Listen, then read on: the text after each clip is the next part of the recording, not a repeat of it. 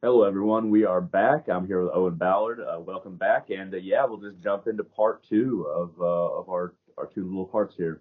So we were talking about Espiritismo specifically, and we were going to go into some of the practices, so it's kind of the objects that you use, different songs that you might use, and exactly you work with the dead. So how do you work with the dead in Espiritismo? What are some of the things that you do and the objects that you use? Okay, well, to begin with, um, people usually will be talking primarily about Espiritismo Cruzado, um, as opposed to the other forms of Espiritismo practiced throughout Cuba, including científico or scientific or de mesa, which are terms that are used for the original Kardec version of Espiritismo. We're not going into that. Um, if you want a rundown of all of those things, we might do that another time Yeah. in more detail.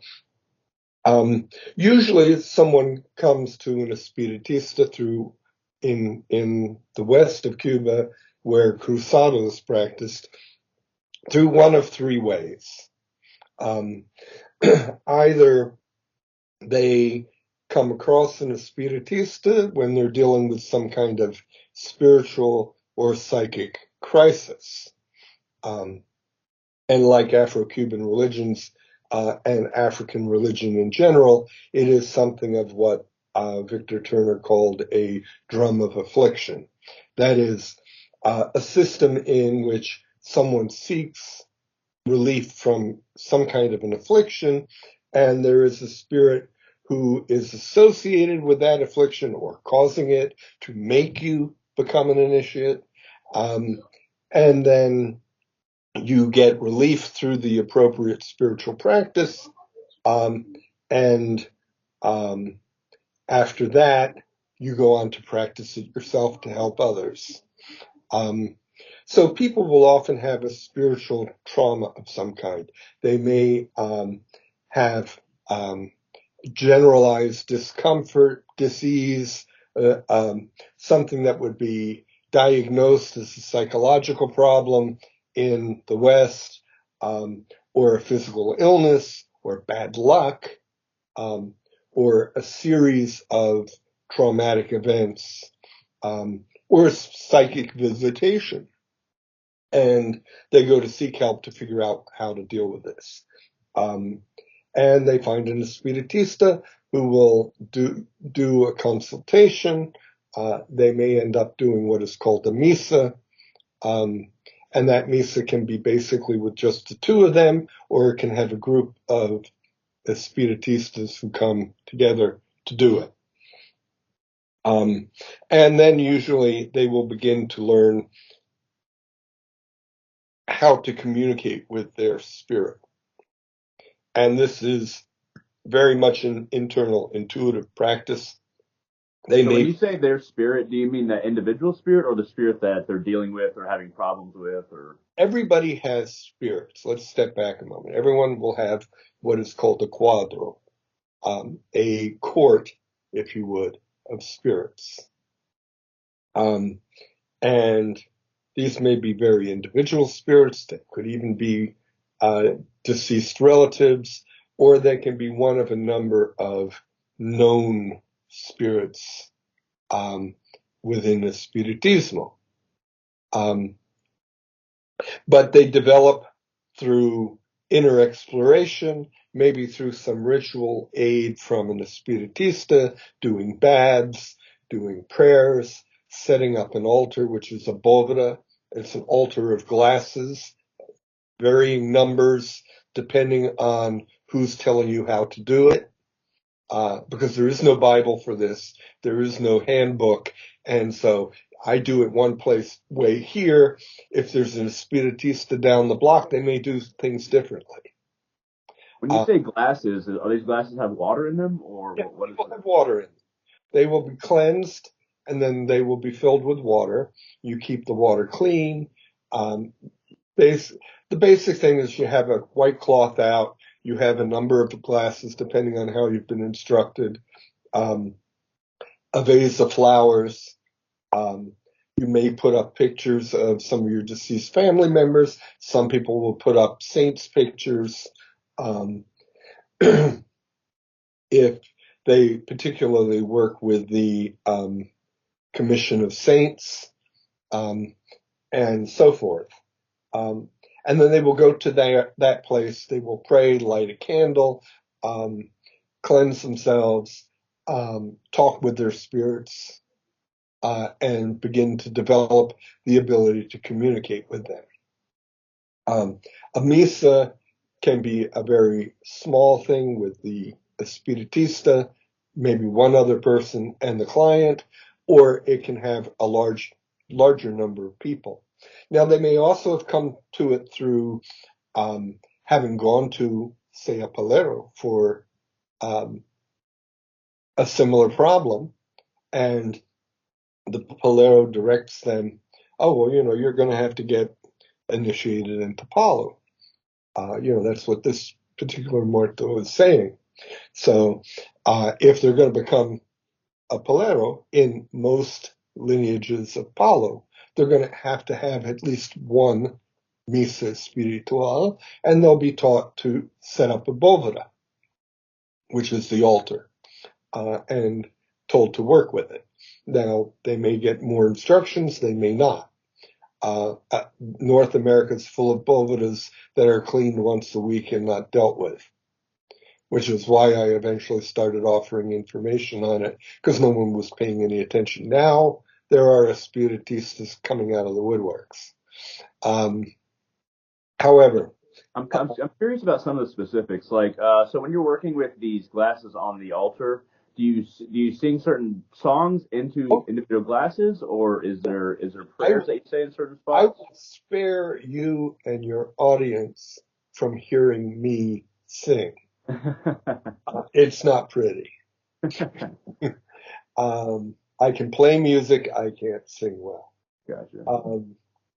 But there is um, uh, a whole set of songs and a style that is uniquely Espiritista. Anyone who wants to get a sense of what that sounds like, go onto YouTube and type in Espiritistas a cantar.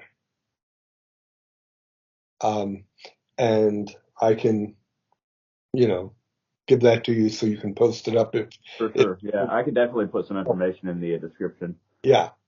And they will get introduced to some really gorgeous music. Um, but so those will be sung and performed usually in misas.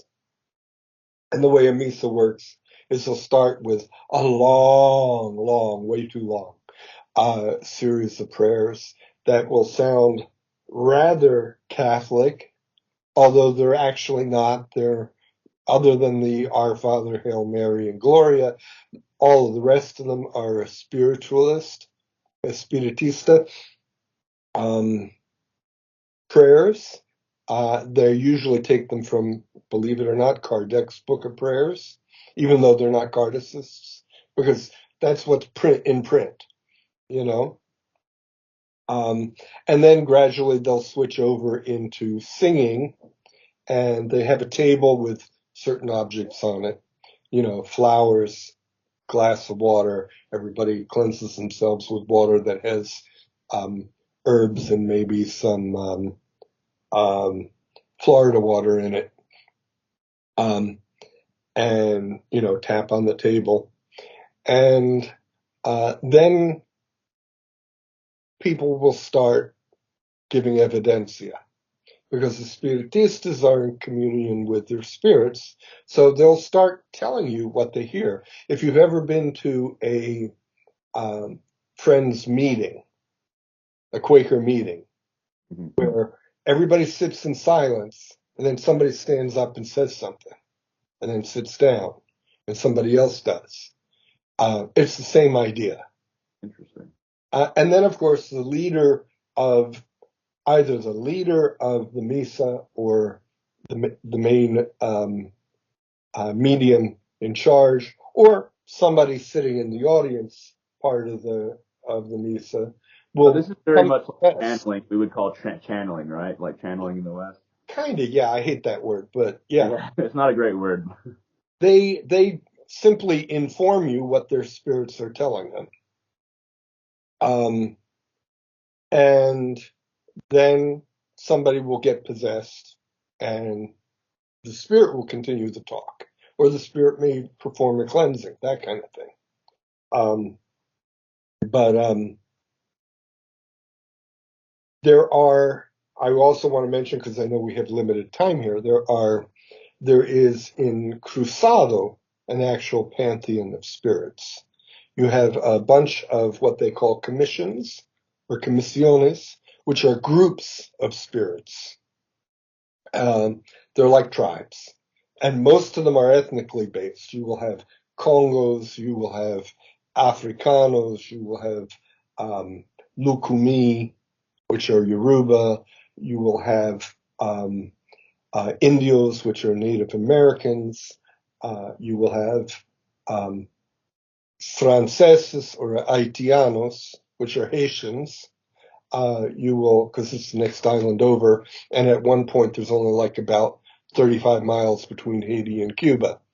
Um, and then you may have Americanos or Anglos.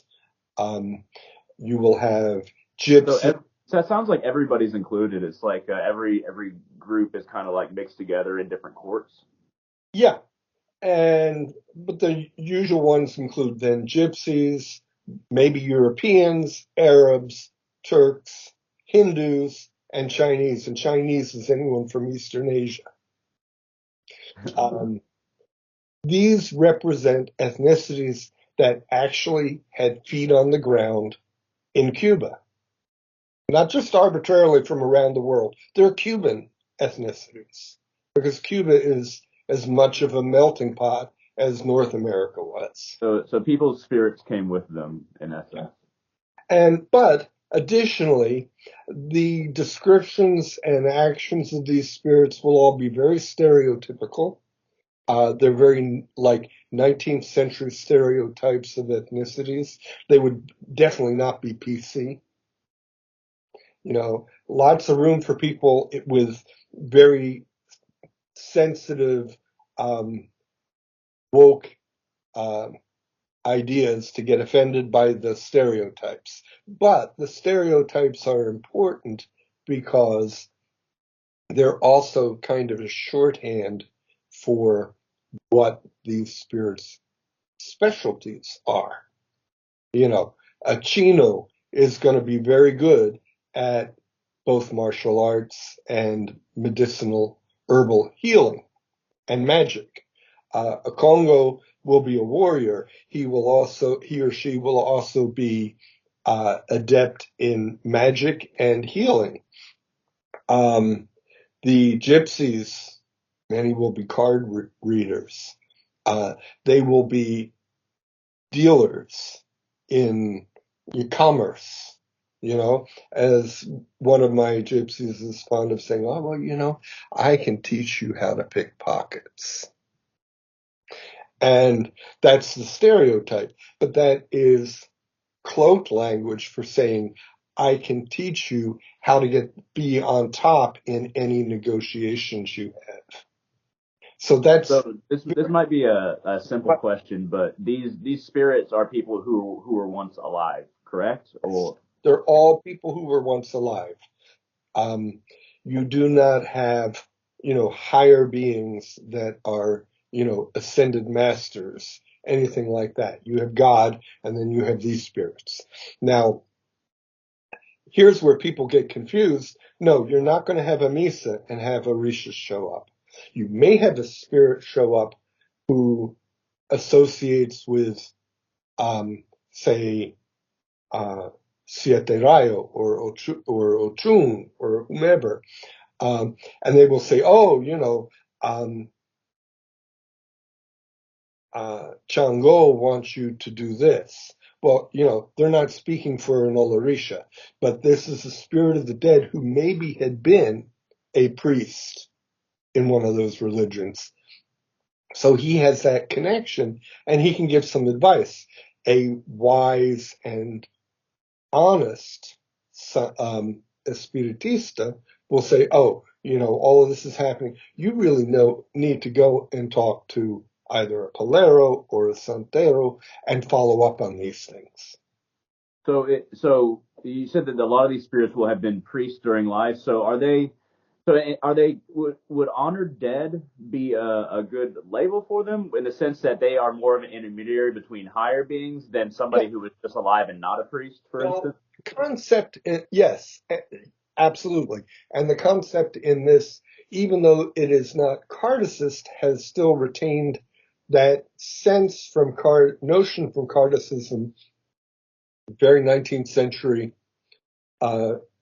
metaphysical notion that spirits are in a state of constant evolution going upward toward the light. Think theosophy, okay? Without all of the Buddhism attached. Um, and as a result, they're coming back, and their mission is to help us here on Earth so that they themselves can evolve more. Because doing this mission is a mission both for your evolution, but also for theirs. Oh, it's reciprocal. There's a back and forth. Yeah, we scratch each other's backs. Yeah. Um, so you have all of those groups, and you have a couple of professions. You'll have doctors, nurses, you'll have priests and nuns, you'll have teachers, and most significantly, as I tell everyone in my readings, you will have mariners, because Cuba's an island. It's in the Pacific. You have mariners. By chance, you may have a pirate, which are definitely fun, but a whole lot more work I imagine so. because they're kind of a trickster. Yeah. So Yeah. so um so what was the you said that you work with glasses with water in them and you work with various songs and prayers. Is there and you said a white cloth for the altar. Yeah. Are there other objects or Yeah. other kinds of words of note? You will have a candlestick. You will have a vase with flowers. You will have the glasses. Um, the spirits may ask you to put certain things there. Um, you may have pictures of saints if you work with the Commission of Saints. You may have photographs of departed loved ones. Never put a picture of a living person on the Boveda. Is that Boveda, bad luck or is it no. It's a very, very literal thing. A Boveda is the Spanish word for a tomb. You do not put living people in a tomb. that makes sense? Right. This is a place reserved for the dead and nobody else. Gotcha. Is there a resource people can look up these specific prayers used, or is there? There is prayers commonly are borrowed from the Oraciones Escogidos, which is a book published. You can get them in most botanicas. You can probably get copies off of Amazon. Um, the Selected Prayers of Allan Kardec, and they use that. The songs are used. I myself prefer going light on the prayers because after about 40 minutes of these prayers, it's like I want to scream. People go into trance to escape from listening to more prayers. But once you get into the songs, then the whole energy changes. So when you're speaking these prayers and singing the songs, are you inviting the spirits? Are you preparing the ground? Are you attuning the energy? What is the purpose? Well, the goal ultimately is, other than giving veneration to these spirits, to have people start coming down so that you have possession. You're calling them then. You're Yeah, calling them. all of them. Absolutely. Now, spiritistas will work with plants. They will do a lot of baths. They will do um, smokings, where they will take a big bunch of plants and put them in a pot and light them, and then have someone pass over them so that they get the smoke put on them. They don't go around with a little smudge stick, but they put it in a pot and you stand over it. And there'll be different kinds of herbs, not usually sage. Um, and they will also may also take bunches of these herbs and brush people with them. They will use tobacco smoke. Some do anyway. They may spray you with rum or with wine, vino secco. Um, and they will they also do passes. And passes is something that came originally from derived out of the work of Mesmer, and it evolved and changed. So what they're doing is they don't do the whole big thing. If you know of Mesmer, he had a big tank and all sorts of equipment. So But describe a pass, basically. it's sort of like a magnetic version of Reiki. Gotcha. So are magnets used, or is it? So energies of the body. Gotcha. Okay. And the difference conceptually between Reiki and these passes is that in Reiki, the people are using their own energy. They call on the ascended masters to guide them, but they're basically pulling their own energy. And in this, the medium is actually only a conduit for the energy coming from the spirits directly. Do you have any experiences in this field that you'd like to share before we close here, as far as like any spiritual experiences? I know that some of our experiences are very valuable to us, so that's why you don't have to share. But if you have any experience that you'd like to share, you're more than welcome to as we close up here. Well, a couple things. One is it's easy to come up with a whole lot of stories about things that have happened. I've on many occasions had espiritistas through possession tell me things that they couldn't have known. Personal things, things I've done, even things I have done that did not have witnesses, not, heavy things. They're giving evidence, and it's a practice. You give proof. So I made something once. I'm always making things. I made something once and gave it as a gift to somebody. And I used some materials I had in the house. And so I had this espiritista in Cuba saying to me, "Oh, so you made this and you used those pieces you had that were in your house that had come from your parents." And I go, "Oh, that's interesting." Because not even the person I had given it to knew where the things that I used in making it had come from. So the omniscience of these spirits is absolute in essence. They can make mistakes, I'm sure. They're That dead, and the dead are as fallible as the living. makes sense. Um, but they can blow your socks off. Um, It's easier for them to see what we're doing than it is for us to see what they're doing. It's almost like our world is a flat circle in a way. Does that yeah, make yeah. yeah? Well, and that's mostly our fault. Not, The way we think or the way that we are. yeah, yeah. Yeah. Well, especially in the West, we do tend to deny a lot of things. So there's that. Um, yeah, that's the main thing. Um, And then once that proof is I kind was of, saying it completely went out of my head now. it's okay. So once that proof is given, and then once that proof is given, you have the evidence. You kind of start working from there, and Yeah. then Well, and the main purpose of that is to instill confidence. And, you know, um, in readings or in work with people in Cubis, um, as in any culture where these things are indigenous, one goes in a skeptic. You have to prove to me that you're legit. I feel like that should be an attitude that we have in more traditions, because but that is interesting that it's in the Spiritismo, and I actually really like that.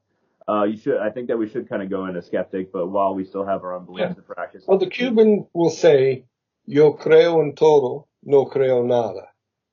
I believe in everything. I don't believe anything. I like that. That's interesting. I feel like there's a lot of history behind that wording too. Oh yeah, Interesting. absolutely. Um, Yeah. So so as we wrap up here, we can definitely do another part another time. But yeah, so thank you very much for joining me. I'm really glad that we had this conversation. And would you be interested in telling people where they can contact you or where they can find your work or anything like sure, that? sure. Easiest way to contact me up front is look for Eoghan Craig Ballard on Facebook. That's EOGHAN Craig, CRAIG. And the hard part here now, BALLARD. And you have a picture of some books, right? For your profile picture. No, I don't think so. I think I have a set of Southern African um, divining bones, and then I have a African style rug as the larger background picture. Excellent. And yeah, I'll definitely put your name in the description so they can look you up. But yeah, hey, once again, man, thank you very much for joining me. I look forward to future conversations. And yeah, thank you all for joining us, and we will see you in the future. Thank you. Have a good one.